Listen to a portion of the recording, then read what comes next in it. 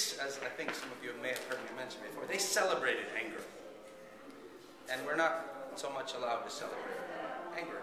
They celebrated it like an emotion that was okay and valid to have. They celebrated it like we celebrate love, for example. So I'm often very jealous that I can't celebrate anger. So in my poetry, sometimes I begin by being angry and celebrating that. And the funny thing that happens is often by the end of the poem, it works itself out. And the anger's gone. Dissipated into the poem or with the poem. Anyway, this is one of those type of poems. It's called The Library's Closed on Sunday. My heart was library stacks today. Dusty volumes clamoring, but there was no one to file. No one to hear histories, mysteries, and yes, fictions. The folio section beckoned, the large type screamed. Each and every philosophy shelf collapsed. My heart was heaped with periodicals, yellowed, their photos fiddling each other, an obsolete orgy.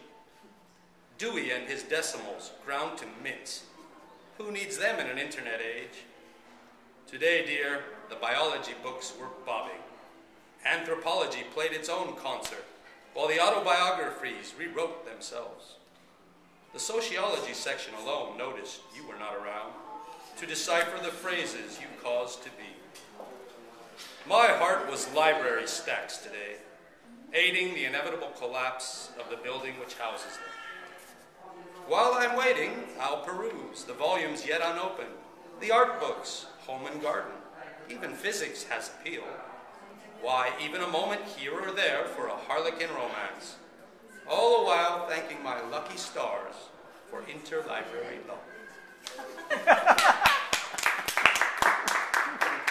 don't know, harlequin romance is maybe an American thing. I don't know if they sell them now. It's a series of those sort of cheesy romances. I don't know if the harlequin part is just an American brand. They have them here. Do they have them here? Yeah, in Japanese. Okay, so I started angry and it was less so by the end.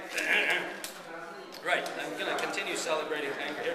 These two pieces are both from the play that I'm writing, which I'm now on the rewrite. I'm working on the rewrite, and so I've gone back and redone some of the poetry a little bit. So I may have read one or two, there's only two, but I may have read them at previous reading. I don't remember if I did or didn't. Anyway, the first one is called Silence 1. The second one is called Silence 2. I hear silence. Good, we can start. All right. All that is known was known when we had no words for it. Fingers like piglets on a belly, a guppy tongue in an ear. Silence, its own silk sheet, can offer release then sweet sound sleep, or remind all that is sound is free, and still betrays its creator.